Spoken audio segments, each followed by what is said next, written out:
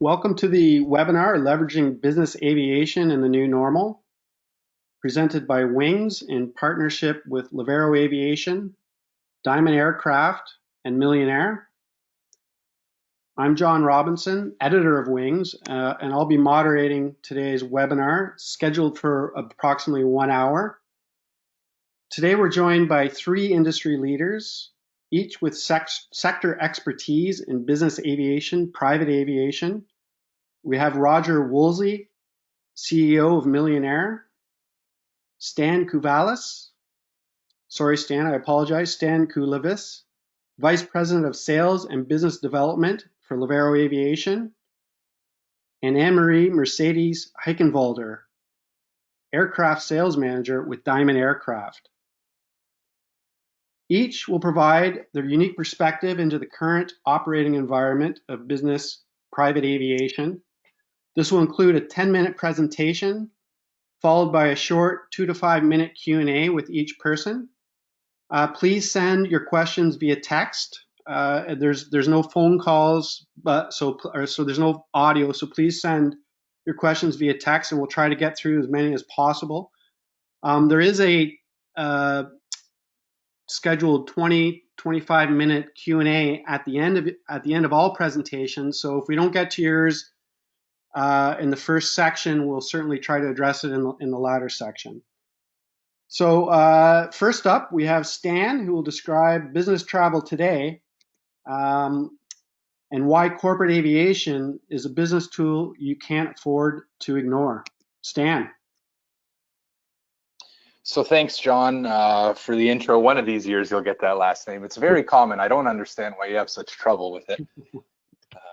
But I'm a big fan of what you and your team are doing here and putting on, and thank you very much for the invitation to participate and join the other panelists and speak a little bit about our segment of the industry.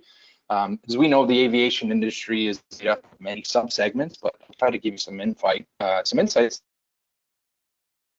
Hopefully you find valuable. So go to the next slide there.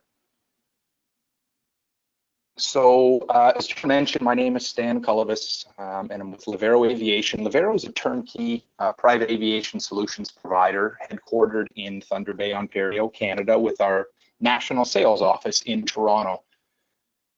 We help both ultra-high net worth individuals and corporations formulate multi-million-dollar buying decisions. We help them evaluate whether aircraft would help them do business more efficiently or even spend more time with their families. We then source the aircraft for them and handhold them through every step of the complicated process of buying a business jet.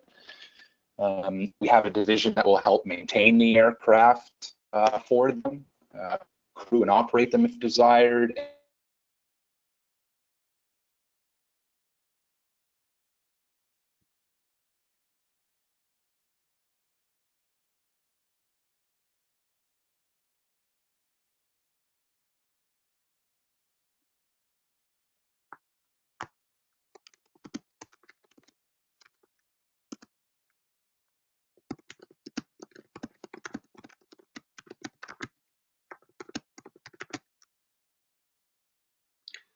So I think we lost Stan there a little bit.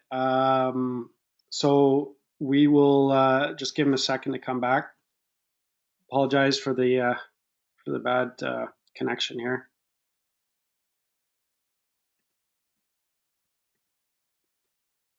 What we could do, Anne-Marie, are you with us?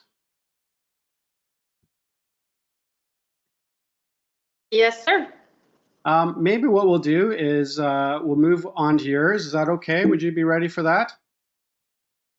Yeah, absolutely. Okay, so we'll come back to Stan when he's back. Maybe he can regroup, and I'm sure he'll be back, no problem. So Anne-Marie, can you please share some insight into I believe it's the 1 to 3 seat charter, the unprecedented growth you describe it as. Can you maybe explain to us what's going on in that sector? Yeah, absolutely. You can go right ahead and hit the next slide there on the presentation. So good afternoon, everybody. Thanks for joining us, and thanks, John and the team, for putting this up. Like Stan, I'm a big fan of what you're doing here, and I think it's really important to talk about what's going on in the industry and how COVID is affecting us all. As we all know, it's unprecedented times, and we're learning to navigate through these muddy waters. So it's great to hear some perspectives from fellow members of the industry. So a little introduction. So my name is Anne-Marie Mercedes Heichenwalder. I'm currently aircraft sales manager at Diamond Aircraft.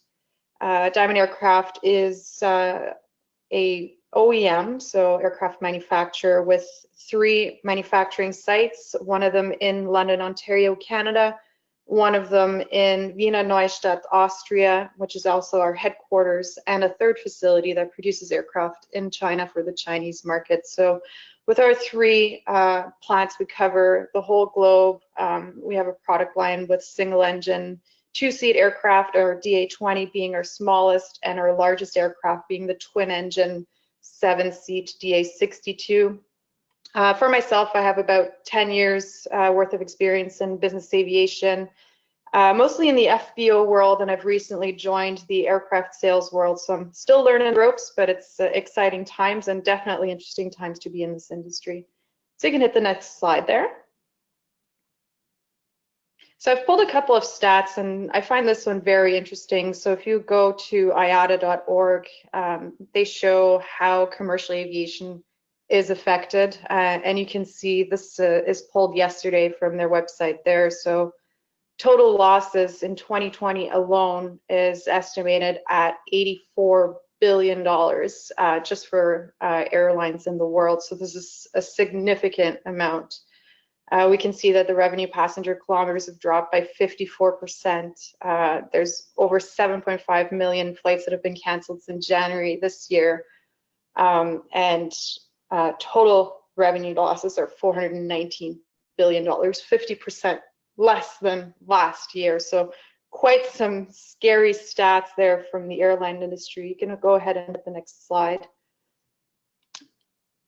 Just to delve a little bit deeper into the RPKs here, so you can see passenger volumes just plummeted when COVID hit at the beginning of 2020, with border closures and travel restrictions in place and mandatory quarantine. Nobody wants to travel right now, especially not in a tube with plenty of other passengers that you don't know their history, you don't know who they've been in contact with. So we can see here there's a 94% decline here shown. Again, this is pulled from IATA yesterday. So some very interesting facts, and I encourage you folks to look at the analysis that IATA publishes. So you can go ahead and hit the next one. And again, the RPK growth, which is actually negative growth, we can see a 98% shrinkage across the industry. I've got the details here broken down by markets. It's just a huge impact that COVID's had on commercial aviation. Next. So what really, from a COVID perspective, is the difference between charter versus commercial flights? So when you start reading up about this, and more, you can apply your own experience to commercial versus charter. When it really comes down to it, when you're flying commercial, you go into the airport, you get dropped off perhaps by a cab, then you go to check-in, then you drop off your bags, you go through security, maybe you'll stop to have coffee or lunch somewhere, then you'll head to your gate, maybe you'll stop by other gates before getting on your flight, and then reverse the whole process once you get to your final destination. So from point A to point B, you have approximately 700 touch points or more if you have a layover, where you could potentially get in touch with somebody and potentially get infected. So obviously this is very unattractive when it comes to traveling currently, and is one of the big reasons why people are choosing not to travel. When it comes to charter, you'll show up at the FBO, some place like Millionaire, and you'll go straight from your car to the aircraft. There will be limited amount of touch points. So you're looking only at about 20 touch points in the charter world. In reading into some of the interviews with leaders from VistaJet, from NetJets, and such across the industry, there's a huge trend right now for people that are still requiring to do business, who will increase their budgets a little bit and decrease the amount of flights in order to get higher quality travel. So we're seeing this trend of people moving from the low budget, high volume of flights for less quality flights to the charter world. Typically from the interviews that I've read and from the stats that I've seen, we're seeing about somebody that would travel 6 to 7 times in that first class or business class segment, they'll be traveling about 3 to 4 times, but will be choosing charter instead. So charter, again, it's the whole social distancing component is very easy. You're typically traveling with people that you'll know, you're traveling with people that, or perhaps even by yourself, and you'll typically know the history, whereas commercial, you can't necessarily know the history of the person that's sitting beside you. And then the other thing that's impacting commercial flying decision-making versus charter is commercial flights, the route profitability has gone down so much that a lot of flights into less popular airports will get canceled, whereas with charter, you are in full control and you can choose your ultimate destination. Go ahead and hit the next slide there. So I've pulled this quote from Thomas Flohr. He's of VistaJet, and VistaJet is seeing entrepreneurs in the C-suite that are continuing to travel just because transactions, as all of us know, are done between human beings. And it's so much better, easier to do a deal when you're sitting in front of somebody and when you're negotiating face-to-face versus trying to do it over email or trying to do it digitally. So people have been quarantined or in self-isolation for months now, and people just want to get on with their lives and get deals done. So this is one of the trends that VistaJet is seeing here. Next slide. So in terms of, again, this whole low risk factor of charter flying, Patrick Gallagher put it very nicely from NetJets. Travelers who previously flew first or business class, they're now going to the charter world to just lower their risk of contracting COVID-19. So what NetJets is perceiving is people that have cottages or have weekend homes in places like Aspen or Palm Springs or Palm Beach. They, instead of exposing their family to commercial travel and this higher risk factor, they would rather bring their family members on a NetJets aircraft and travel safely, make sure that everybody arrives safe and sound. Next slide. And then 2 more quotes here that I've pulled, one of them from Sentient Jet from Andrew Collins and Leona Key from VistaJet as well. Both are seeing a massive trend towards new customers to the charter world. So 2/3 of all the calls incoming to NetJets have never flown private before, but are now choosing this route. And Sentient Jet has seen the highest number of new customers that they've ever seen in the past. That's saying something. Next slide. So I'd like to talk a little bit about our DA62, which kind of touches on this charter segment as well. The DA62 is in this 7-seat twin engine category, which services quite nicely, kind of the charter world, one step below what Stan's products are, so the PC-12. Essentially, the DA62 is filling this void quite nicely. Currently in the US and across the world, it's starting up in Canada. You've got this unparalleled low fuel burn, so you're burning about 16 gallons an hour between both engines. You've got a super low cost of ownership. You're talking about $300 US an hour. And then excellent passenger comfort with, the ability to socially distance or travel with people that you know, high safety rating, and at about 190 knots, and you can cover about 1,200 nautical miles. So you've got that range element there as well.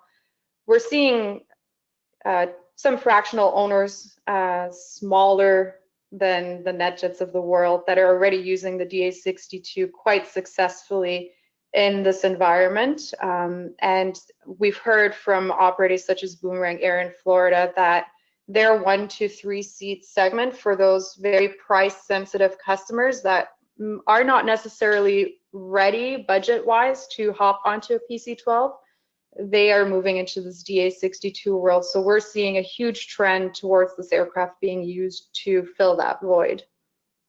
Go ahead and hit the next slide. Once again, just to summarize here, first class and business class passengers are definitely migrating towards private flying for reasons named earlier. Fewer people in a cabin equals lower risk. That's just a fact of life. And then we are seeing more and more passengers that are sacrificing the quantity of travel for the quality and safety of travel. So again, people will travel less frequently, but they'll get there in private aircraft.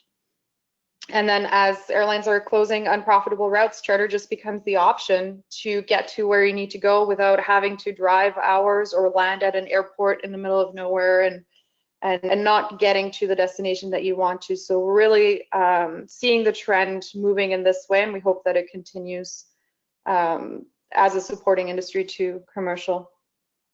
Next slide. So if there's any questions. Yeah, thank you, Anne-Marie. So one question comes in, how many operators fly Diamond aircraft in the 1 to 3 passenger charter market, and where are they located? So we've got about 10 operators in the US that are using this aircraft and this capability, capacity. There's a few in Germany, in France, there's a few in Asia as well, some in Africa, and we're about to bring our first one on in Canada.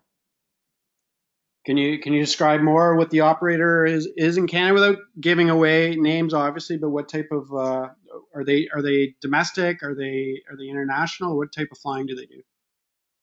So their business model is built around connecting the larger business centers of Canada. So their business models is connecting essentially London, Toronto, Montreal, Quebec, kind of Eastern Canada. And they should be up and operating within the next 6 months or so. $300 US per hour seems pretty incredible.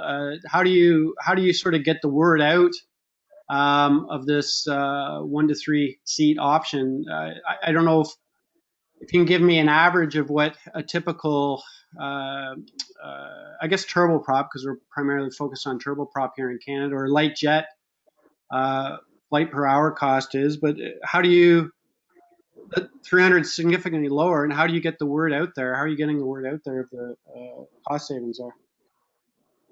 We're definitely targeting our advertising, and you're correct, that is a very low cost of ownership and cost of operation. So in the charter world in the US, we're seeing the sales price per hour being around $750 to $800. That will include pilots and handling fees and all the extras that are necessary to operate the aircraft, but still it's very low in comparison to turboprop aircraft. There's nothing quite in this price category with this payload. I believe you also have a new DA50 aircraft out. Can you, the RG with retractable gear? I'm not sure that it fits into this charter segment as well as the 62, but do you want to describe that aircraft a little bit? Yeah, we're curious to see where this aircraft ends up in the charter world, but we definitely see it as a great product for like a weekend cruiser, for family travel.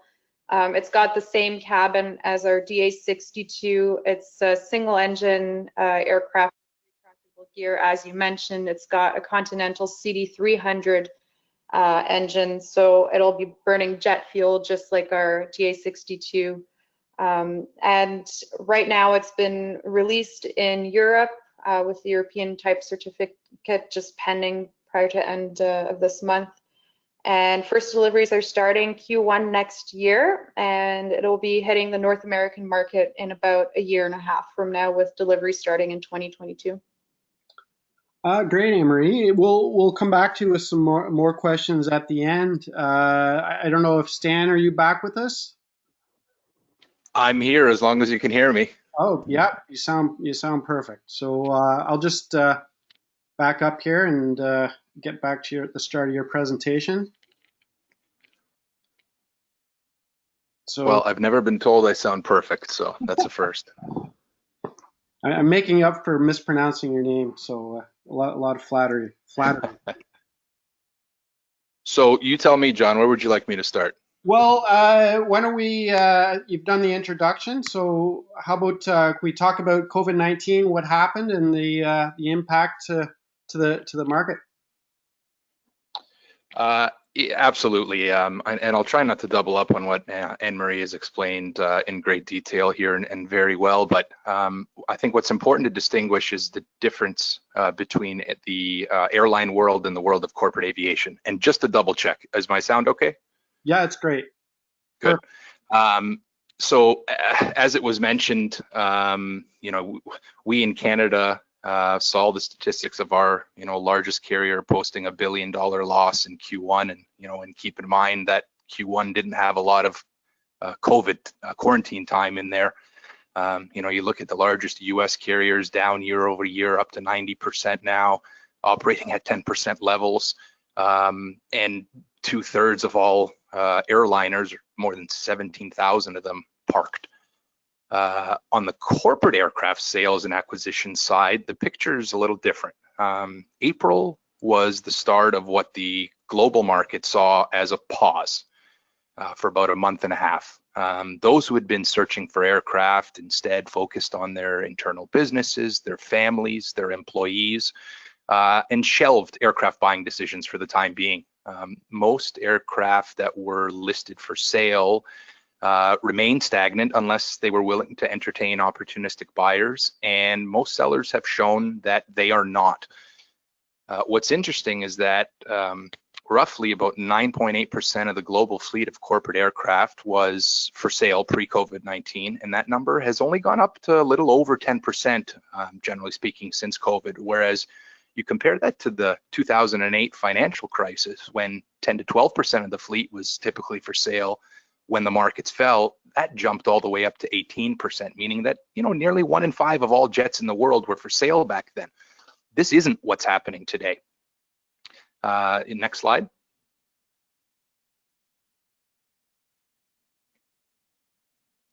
So while March in the charter world was likely one of the busiest the charter companies have ever had, at least in Canada, largely due to repatriations bringing citizens home, April conversely barely had a pulse. We have completed aircraft transactions during COVID and are in the middle of closing others as we speak, but it's a safe generalization, again, that the aircraft sales business globally came to a halt in April. In the last month and a half, we've seen customers come back to the table, re-engaging, and they're gearing up to begin travel in the near term, and want to be ready. Transactions are taking longer than usual now. Some approvals and regulatory restrictions because of COVID are certainly adding complications to the process. We likely don't have time to get into it here, but I could tell you about buying airplanes out of China and selling them into Russia, complicated on a good day, and you throw COVID into the mix and not being able to visit these aircraft that you're spending millions on, and the aircraft not being able to fly because of border restrictions and scrambling to close in countries I'd barely heard of before the pandemic. And it's at least temporarily a bit of a new norm for now. In the market today, there is an uptick in deals that are closing. Fewer deals are falling apart. Things are improving. Again, unlike other downturns of 08, of 01, we're not seeing a dramatic rise in inventory. So that is a positive sign. Now, in large cabin aircraft, the Globals, the larger Gulfstream aircraft, those have been the most impacted by this current market. But unlike 08, where prices dropped dramatically and pre-inventory skyrocketed, we aren't seeing that. Those larger aircraft have seen an adjustment of about 15% in terms of pricing, but inventory hasn't shot up. Whereas, pricing on lighter aircraft, jets and turboprops, the impact seems to be closer to about 5%. COVID also brought out some buyers looking for distressed sale opportunities, but the reality is that this has not been something that has come to fruition. While there are a handful of sellers who may be distressed due to business reasons, these aircraft will likely never hit the open market, as you'll have inventory brokers scoop them up and then offer them publicly for a slight discount. So again, you're not really seeing distressed sale opportunities hit the open market like some buyers might be looking for. And in speaking with our customers, they are confident that air travel is going to return, and corporate aviation is going to play an important role in that. Next slide.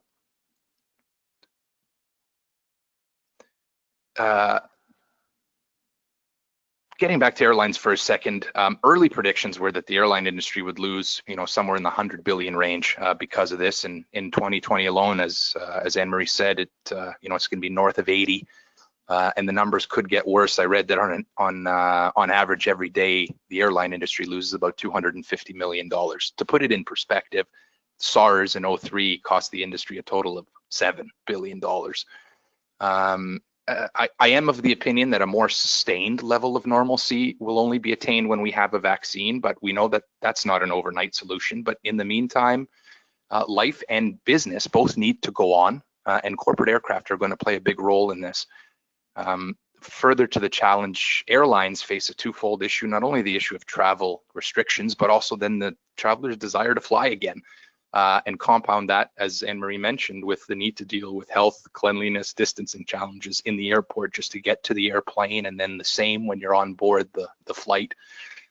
Check-in process getting more cumbersome, temperature checks, PPE use, only checked baggage, potentially having wellness experts on board, limiting passengers on board. Is that sustainable? Cleaning time of the aircraft, forget 20-minute turns. And airlines need to fly to make money, and less flights in a day means less revenue. The business aviation sector is poised to see growth perhaps like never before. Activity in the sector started to steadily increase since the third week of May. Quite frankly, business people need to travel, they need to meet, of course, doing so safely and responsibly. And business leaders I speak with are itching to get out of that Zoom mode many are in now and get on the road. As we know, aircraft are one of the most critical business tools a company possesses, and companies that engage in the use of private aviation do better than similar companies that don't use corporate aviation as a tool to drive revenue. And then on that note, while corporate aircraft were always regarded as the ultimate time machines, allowing you to visit multiple locations in a day, minimize time away from home, now more than ever, the health benefits of traveling privately are very clear. Companies are expressing that they would rather travel in an environment in a bubble with fellow colleagues, family members, where your fellow passengers, you're collectively are safe and clean and looking out for one another, where your aircraft and crew have been, that the interiors are being cleaned and disinfected a little more intensely maybe than a large tube, that has 200 to 300 strangers on it. Further, and as Roger can explain, corporate aviation has always afforded a higher level of cleanliness and distancing and safety through the FBO system, only more important today. The next thing that's interesting is we're having extensive discussions with people who have previously largely traveled via airline that have now made the decision to begin moving their people around by corporate aircraft. Many of those new entrants sought out a charter solution for their flying. I know fractional companies across the world are seeing spikes in their sales activity, some having the best sales results they've ever had. And we are, as Levaero, at least in a handful of active aircraft acquisition searches with what we in the industry call concept buyers, those that are new entrants to the segment with largely no previous corporate aircraft history. Convenience remains a big draw, but health risk mitigation is a major driver today.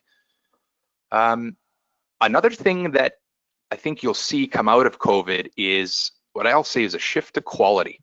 In more challenging times like these, we find people want professional advice from those with experience and established networks. And I believe you'll see this in the aircraft transaction space, where you'll see less people entrusting their multi-million-dollar assets or acquisition dollars simply with their friends or kind of one-off brokers.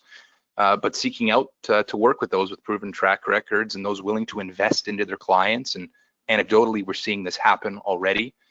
At Levaero, we've always been a little bit different with our approach to selling aircraft. We skew heavily on the digital side of marketing as opposed to other techniques that may have been effective in decades past. We're big into technology and video, which plays an even more important role in seeing aircraft today. Even with things opening up, it still isn't as straightforward to see aircraft. So as brokers, we need to get more creative for our clients. We started a podcast or vlog called Window Seat as a way to stay engaged with our customers. And further, our customers are already asking for it. So we're in the midst of finalizing aircraft demo tours across Canada, of course, with safety measures in place, but we're eager to get on the road. So I know my time is up here. So really, in conclusion, I guess all this to say that I believe airlines are in for a long recovery, if at all, for some, and that travelers can no question expect more inconvenience when traveling until a vaccine is in place, and potentially even after that. Whereas I expect business aviation is going to rebound much quicker. Business needs to go on and people will travel. The airplane is no longer just a time machine for a company. It's now for a way to also protect the health of your employees and your family. And so I trust I've offered a few nuggets of insight here, and I could go on a lot longer, I suppose, but my time is probably up, and hopefully I didn't cut out along the way. Stan, that's great, Stan. Thank you. Very interesting. The concept buyers, interesting that there's more of those, and a great terminology for them. When they approach you, what are maybe one or two of the main things that stand out to them as being new to the world of business aviation? What are a couple key things that they're asking you to sort of put into perspective how effective business aviation as a tool?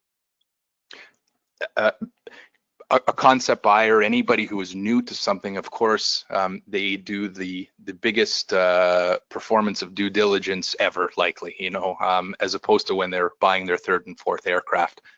So when you're buying for the first time, to some level, you don't know what you don't know, and that's why it's important to partner with a broker who can walk you through that and make you aware of questions you should be asking that maybe you aren't asking.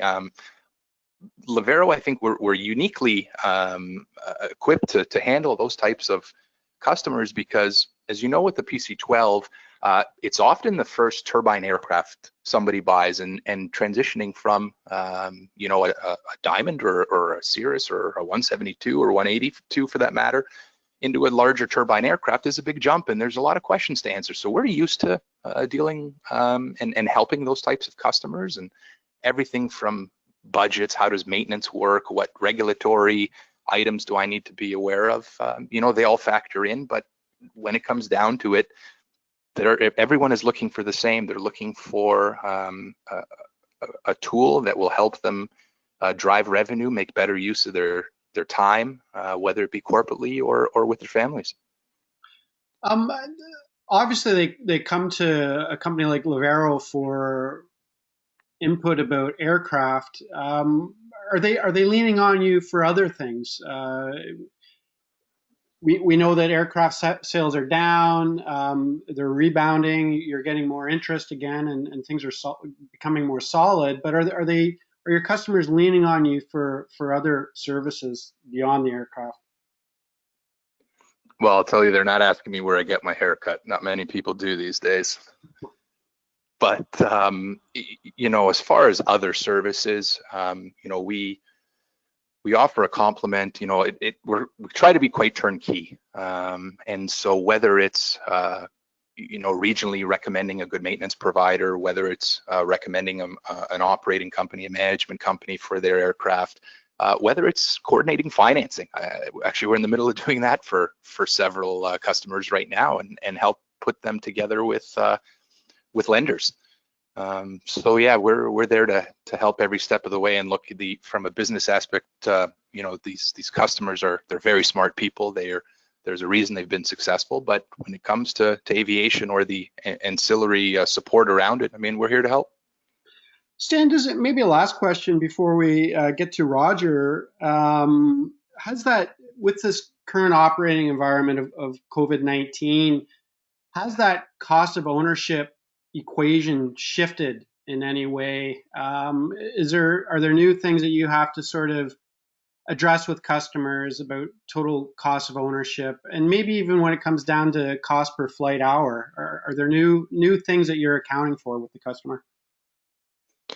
Yeah, yes and no. I wouldn't say to anything that is of a significant cost nature. You know, yes, you're thinking more about things like the cleaning of, disinfecting, you know, having that type of equipment on board. So certainly that adds, you know, a line item to your budget, no question. Your question about cost per flight hour, well, if you're flying less right now at the moment, you know, your total costs that are spread out over the hours flown, obviously that becomes a bigger number, but that's going to again normalize over time when people start flying again, and that's what people are doing now, is they're taking this time to, you know, potentially right size their fleets, potentially get into aircraft to be ready and be ready to travel when, you know, when regulatory restrictions are perhaps loosened or lifted, where they can get on the road full steam ahead. Stan, that's great. Very clear and perfect sound. Appreciate it. We'll have some more questions for you after we hear from Roger. So if you'll excuse me, everyone, I'm just going to shift to Roger's presentation. Okay. So Roger, if you could please describe what's going on in the FBO world in these interesting times. You've got it. How's? Oh, we're not hearing you, Roger. Sorry. The sound? Oh, you came. You're back now. You were gone. Is the voice okay here, John? Yeah, I can hear you now. To make sure I'm okay. You hear me okay? Yep. All right. Okay, great. Sorry about that, John. I'm going to run through a lot of my slides fairly rapidly in a minute. So when I say change slide, I'll do the best I can. All right, I'm on the cursor here. Are you saying I'm bouncing in and out here on the sound? No, you're pretty good, Roger. All right. Hopefully I'm not bouncing too bad. Great. Well, first I'd like to say thank you everybody for listening in, and your friendly neighbor, you know, south of the border, plus the Canadian perspective. This is the first time I've ever been involved where my last name was easier to pronounce than my other co-speakers. So thank you both for that. And Anna Marie, the only comment I have is you said to say Heichenwalder like it's angry, and you didn't say your own name angry enough. But I had to. Yeah, that's one of those Thank things. you for that opportunity. That was fun. Okay, so we've got to become better friends. I love it. All right, Absolutely. So really, I would like to say from Millionaire, I woke up myself in the same reality that all of you did. And I worked very hard as an aviator, a pilot. You know, we built this brand from the ground up. We're a bootstrap company. We try to project our brand out there to be a large brand, but we're very family oriented. I'm a second generation. My children are third generation aviators in the business. We're really a mom and pa that really tries to look large with our brand. But when COVID hit us and I woke up and you know saw the numbers drop, as you've seen these other speakers kind of show you, and some of those slides were so telling that Anne Marie did. It was a real devastating moment for me. And I thought, my God, how much cash do I have in the bank? How much payroll can I handle? What am I going to do? And I am going to kiss and tell just a little bit because I know he's gone publicly to do it. But when I got called from Tillman Fertitta, you know, one of the country's billionaires, and he had told me that, how would you like to wake up, Roger, have 7 casinos, you know, a basketball team, over 3,000 restaurants shut down. He says, I've got enough cash in the bank to carry payroll about 2 weeks. And when I heard that, it gave me, you know, as much as I hated to hear it, it allowed me to slightly look in the mirror and feel like, as a business leader, as a business owner, as an employer, that maybe I wasn't as Mickey Mouse as I had kind of felt in those moments. And so I kind of tried to build a slide presentation to kind of walk you through that and what we did and what we were seeing. Just to, it's not a doom and gloom. There's hope at this, just as both my partners in crime in this presentation had said there's some great stuff out there, but I thought that I would kind of give this. So the slide that's up right now is just kind of showing you a little bit of who Millionaire is. We do aircraft charter, aircraft maintenance, FBOs. We are currently in 5 countries. We're over 30 locations. So our periscope is a bit of an international perspective as well. Next slide. And you can go, and because I have primarily aviation people on board, I don't think you need to see this slide. If you'll hit next slide. And again, this is just a lot of fun reminder to go along with the bullet points that were brought up earlier, that you can certainly see that having a business aviation is a tool. It's an asset. It is not a rich man's toy. And I think that these bullets are something that will be very nice for all of us to communicate. Even if you're a corporate flight department, believe me, there is a CF no somewhere in some of these organizations with his knife out ready to cut the aviation department. And I think that it's a good idea to continuously give your executives, your stakeholders, bullet points of why we're important, how we bring back value to the organization, so that they stay relevant. Typically they do know that, but it never hurts to remind it. Next slide. So now I'd like to talk about what Millionaire looked like just prior to COVID. Next slide. And this is a new property we built in New York, White Plains. And again, this is not a commercial on Millionaire. I just want to kind of give the perspective of where we were in the beginning, first quarter of 2020. We had just built an over $100 million facility in White Plains. Next slide.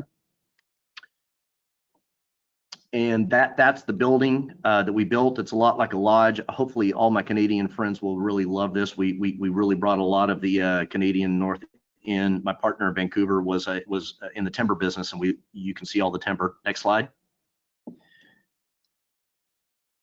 Another graphic. Next slide. That's the interior. We actually put a full-blown Starbucks inside. It's a new concept. Thank you for running through those. Those are great. We have 7 fireplaces. You can go next slide. 7 fireplaces, a full-blown Starbucks. We have a theater room, golf simulators. Next slide. The restrooms, we really spent a lot of money. We figure that a lot of the customers in the back of the aircraft, they don't see a lot of the FBO, but most of them, even if you're in a G650, you tend to find the restrooms. So we spent a lot of impact there. That's the pilot's lounge right there. Next slide. And that's our entry off the ramp. Next slide. This is our newest location in Austin, Texas. We did a sundial type of awning. It's not the type of awning you really get under, but the way we did this, 80% of the day with the sun location, that canopy actually blows shade on over 60% of the ramp. So it was a real ergonomic kind of move to kind of keep the aircraft really in the shade in the hot Texas sun. Next slide. Just one more graphic. And again, the reason I'm pointing these out is Millionaire, and that's the interior. Thank you very much. So what we're doing is we're spending a lot of money and investment at trying to match the assets with the aircraft, because a lot of times I feel like FBOs in aircraft are like Disney, the theme park, but the FBOs are like the hotel, and we together create the environment, the aviation experience of the customer. If you only have a great theme park, but they've got to go to the Motel 6 at night, it really steals from the vacation. This slide here, that's fine, go ahead. Thank you, John. That slide there is a great slide just showing you the graphic. That was a TradeCon feed just prior, again, to the pandemic hitting, just giving you an idea of the activity levels that was happening across both our countries. So the reason I'm pointing all this out is we actually in January, February, were beating budgets, we were profitable, we were growing, we were adding locations. The FBO in New York was unprecedented, over $100 million, and we're standing by to do another $60 million investment for another add-on. We just put in $54 million in Austin. We literally closed on the Vancouver. We took it from a franchise to a company-owned store, and we're about to do a major renovation on Vancouver. We just closed on March 1st, which our timing was good, 2 weeks prior to COVID. This is an example. Now, this is not the Vancouver, so don't fear. But this, I like the slide. Millionaire, I put was coming soon. What I mean by that is we have the LOI. We're closing on the location. We had spent over $1 million in architectural engineering. We have an external fireplace. This is a really fantastic space again. And literally since COVID, our lenders, our bondholders, they can't even have face-to-face meetings. So we literally got put on hold on the money, and because we got put on hold on the money, it's making us where this project is seriously in danger of not coming to fruition on timeline. So that's kind of one of the things that we're facing as our brand. But next slide. So now what I'd like to talk about is a little bit of the COVID effect, and I'm actually going to share some data. Next slide. So you don't really need to pay attention to the numbers. I randomly pulled some of our millionaire locations, and what I did with these is these are just pure takeoff and landing data. But if you look at the gray, that was 2019, and the blue is 2020. So again, it's just a year to date, all the way up to literally just last week. And you can see that the takeoff and landings at each of the locations, that is down. Next slide. This is showing the gallons. And again, I randomly pulled some to give you guys some sampling, because I'm going to give you some military, some civilian, and some airline kind of statistics from a service side. But you can see that what I'd measure, we're now measuring day in and day out, everything we can measure. We're measuring takeoff and landings, we're measuring gallons, we're measuring activity levels across the system so that we can react the best we can.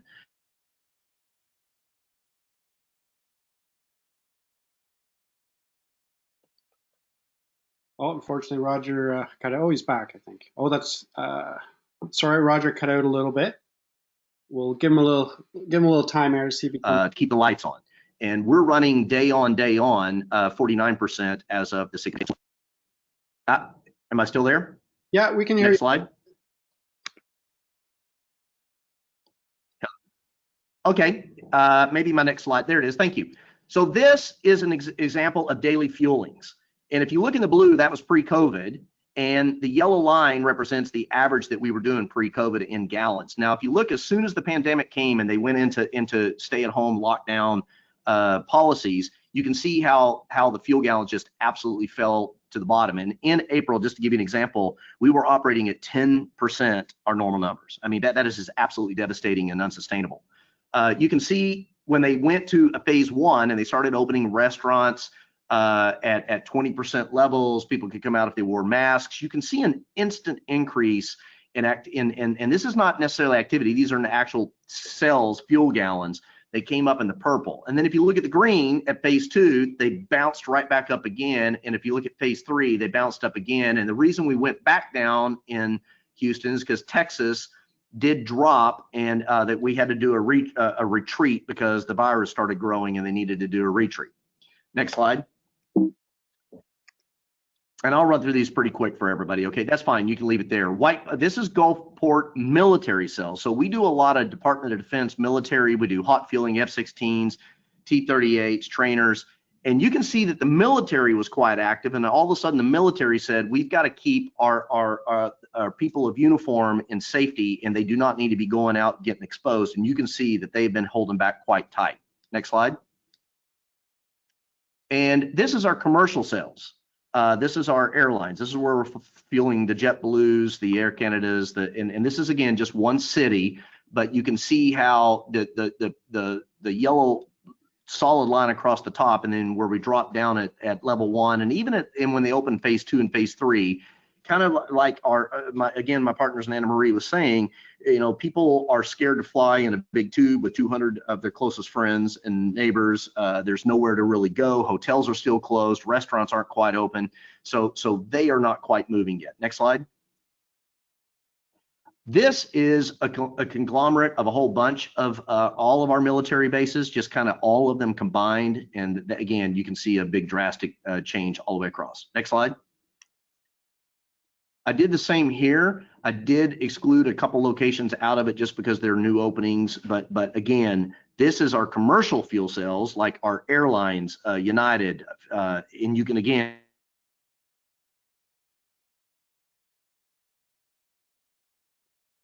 We'll give Roger a chance to get back. Hopefully, very interesting data he's pulled for us. And see this drastic drop in fuel cells as they cut service. Next slide. Yeah. And if anybody's wondering, we're almost to the end. Next slide. There we are. Thank you very much. Okay, so here we are on the general aviation slides. If you go back up one slide, I apologize, to the last fuel slide. And what you'll see, that is our general aviation slide all the way across. And again, you can see an instant movement. And what encourages me so much is that while you see these instant movements, every time they do a phase opening in a community, this is across our entire 30-some location network. And what's interesting again about this is there's still no concerts, there's still no sports, courts are all closed, hotels are limited, restaurants are limited, yet you're seeing this drastic increase in our real fairway, which is corporate and business aviation and private aircraft owners. So it's a nice indicator of what's to come. Next slide. This slide that you see. Take your time. Don't rush through here. We have lots of time, so please don't rush. All right. Well, thank you very much. This was done by Argus just a couple days ago. You might have saw the article, and they all talked about this V recovery. But I get calls all the time from people like Barclays, Goldman Sachs, Citibank, Wells Fargo, the big financial institutions, because they don't see us just as a leading indicator. They see us as I like to say, a bleeding indicator. We're usually the first one to fall off the cliff, and we're the first one to see a recovery. And when this slide is going back to what they all say, there's going to be this V recovery. Well, that's true if we get this public perception or the virus under control. And I say that public perception or virus under control because I think that's really what we are in. I'm no expert, but we are also Millionaire. Here's a fun fact that most people don't know.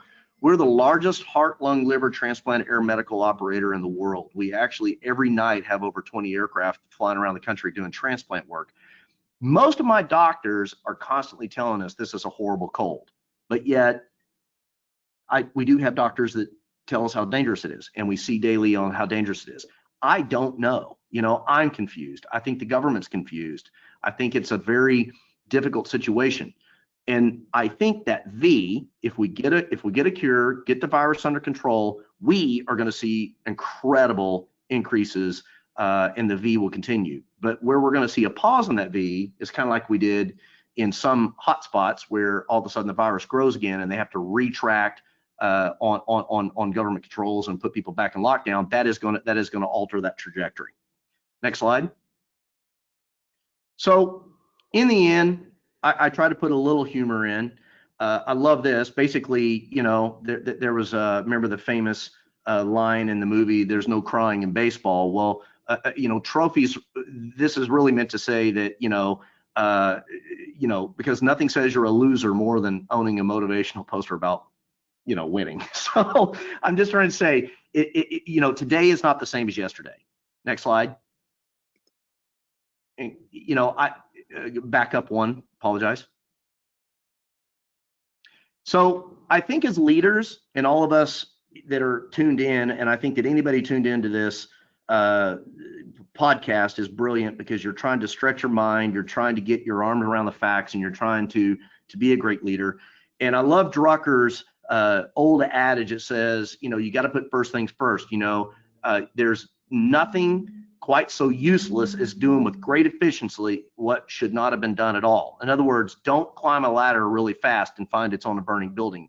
Organizational effectiveness is doing things right, but organizational efficiency is doing the right things. We have to do the right things as leaders. We have to focus. Next slide. And I love this one, that I believe as leaders, you could be a pilot, you could be an administrator, maybe you're a lawyer, you're an accountant, and what you do in running the numbers and flying that jet and managing your department is very important. But the number one most important thing you are as a leader is you're the architect of your business. You're the one to set the compass of where you're going. So I like this one also came. It says the installation of purpose in place of improvisation and the substitution of planned progress in place of drifting are the most demanding functions of the leader. That's you. So we can't just stand by and wonder what happened yesterday. If you drive a car, look in the rearview mirror, you're going to crash. We have to look out that front window, and we, the leaders, have to design what we're focused on, where we're going to put our pressure points, and where we're going to, spend our resources. Next slide. And I love this one from Cynthia Montgomery, Harvard Business School. She said, the relentless pursuit of vision, opportunity, idea, or dream, regardless of the resources at hand. That's the definition of an entrepreneur. And I love that last part, regardless of the resources at hand, because all of us are short of resources. We're all working more hours for less money, with less people, with more stress, more blame on us as leaders, and it's really difficult. But we have to relentlessly pursue those goals of the organization, and I love that definition. Next slide. I thought this would be fun too. Meetings, none of us are as dumb as all of us, and I just, it's again just making fun that, I don't know that any of us have the answers. But I do love, and I meant to put it in my presentation, but I love the Chinese symbol of crisis. If you Google that, Bing it, the crisis Chinese symbol, it's like the yin and yang. And what half that symbol means is danger, and the other half of that means opportunity. Next slide. So basically, I wanted to kind of bring some of the back past of what we have experienced and what we've come through. And I don't mind being transparent. I think I get told by a lot of times other business leaders and sometimes my own management that I tell too much. I let people see in my underwear drawer too clearly. But we really did hit a financial wall. When we went into this, we immediately got on the phone, called every single lender. We asked every lender for a 90-day forbearance on payments. We've asked every airport for a 90-day. I've been through 2 crises. We founded this company in 1986. I prided myself that we have never had a layoff in our organization, and I will tell you, this time we did. We cut, unfortunately and sadly, and about killed me, a third of the staff across the Millionaire system. And we did that because it was a lot like being in a boat that was sinking. If we don't throw 4 buckets of water out, we're going to go under, all of us. And that's really where we were when your business gets whacked out down to 10%. There was no sugar daddy. There was no bank that was coming in for help. So we did have to do that. We've survived it quite well. We see the trends going back up. I agree with both my colleagues in this call that people are not going to want to ride in the tube with a bunch of German people. They're going to want to be in their own private space. We also have aircraft charter. And I got to tell you, in April, when we're 10% across all boards, in May, our charter put up the highest profitable month we've ever seen in the last 3 years, while all the FBOs were suffering. So it's very interesting dichotomy. But again, what I can tell you is our Rolodex has tripled since this pandemic. We got, as again, both the colleagues in this call said, new people are calling, new people are discovering and finding private aviation, and a lot of people could have afforded it in the past. They just felt it was a luxury that maybe they shouldn't be spending on, and today they see it as a necessity. They see it for their health and all those other benefits. So I'll pause here. And thank you guys very much for including your southern neighbor on this call. You needed somebody to help make the other 2 look good, and hopefully I did that. So thank you again, and I'm open for questions. That was great, Roger. Thank you. A question I have, you mentioned planned progress, and there's obviously a lot of navel gazing that's going on with FBOs and operators right now, sort of while they actually have the time to maybe regroup and relook at things. What was that process for you? And are there particular things that you are focused on when it comes to looking at planned progress? Yeah, I appreciate that. So there are some things that I've always wanted to do. I mean, Millionaire, as you saw in the buildings, I try to be leaning forward and futuristic thinking.